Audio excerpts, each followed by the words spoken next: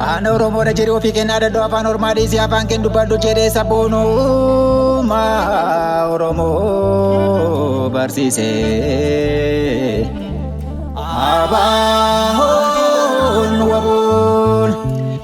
biyya keetii babbaansi malee orma miti weeraraa laga didii ofirraa qolii jedhee saba jaaree falmachuu barsiisee abaahoon waboon aadaa seeraas sabaa qabeenya biyya isaa saamicha lagaarraa oolchuun dhabe ofiisaa Kubee afaan Oromoo barreeffamaan tolchee hayyuun saba isaatiif qubee kuulee bocee kan jiraatus waliin yoo baddees wal faana wal keessa jiraata antiin walitti taana waliif dhaba lubbuu jaalala dhugaatii jaalalli isaan gidduu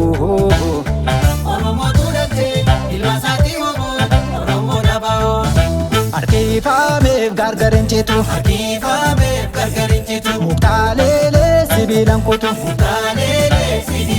Fo'aadhiigaan walitti hidhame Oromummaan gurmuun tolfame Abaahoodhaa fayyaan Oromoo Wabiisaatii waboon Oromoo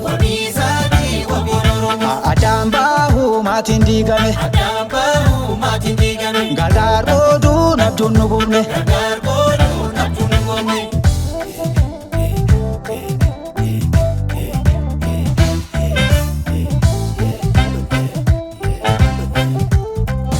Nuti ilma gootanii gootarraa dhalannee goota biyyaaf sabab lubbuun mararfanne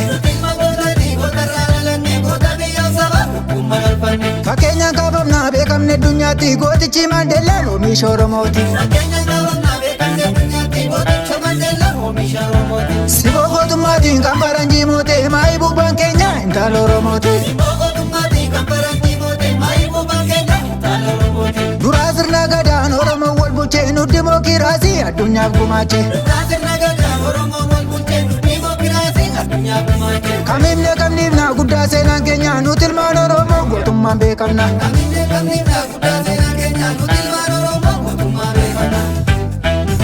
Ogeessa jaalallee godhachuuf gaggeessaa hayyoota hirmaachiise filatee hooggansa siyaasa qaroome sagantaa diriirsee humna gita Oromoo ijaaree leenjise kan qabnu akka dhabne falmachuutti jirru ba'eessa godhanii beekuuf raabdiinnu ni beekne nu beeku akka nu beekanii kan namni akka argannu tolas ta'e humnaani.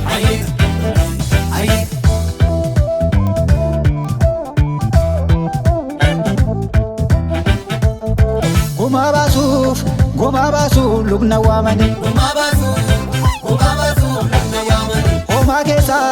Homa keessaas gantuun dhabani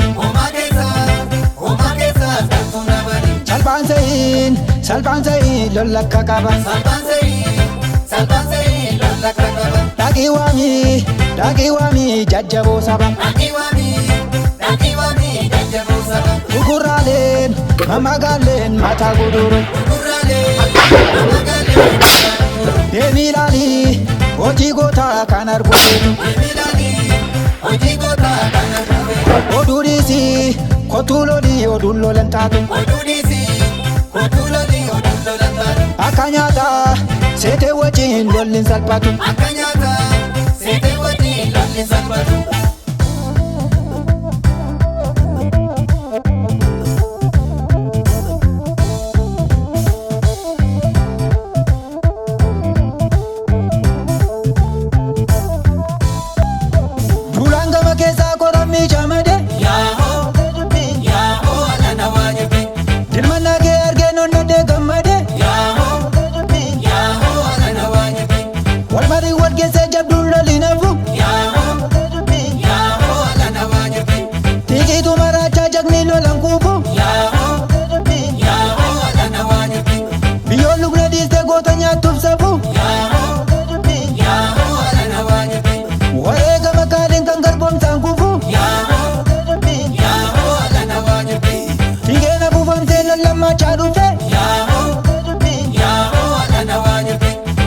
Achi dhageenya garboonfataan kufe toltee dubbiin alana waa jirti. Yaahoo alana waa jirti. Yaahoo alana waa jirti. Yaahoo amma toltee dubbiin. Yaahoo amma toltee dubbiin.